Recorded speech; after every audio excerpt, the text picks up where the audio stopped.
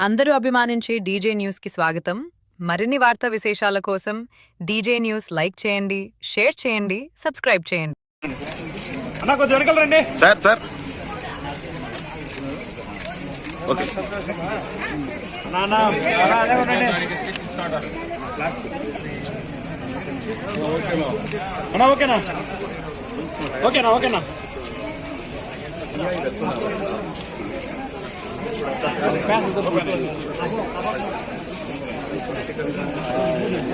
ఓకేనా? ఓకేనా? రాజశేఖర్ నా కుర్తి వెనక్కి రానా? రాజశేఖర్ కొంచెం రాజశేఖర్ అన్నా ఓకేనా?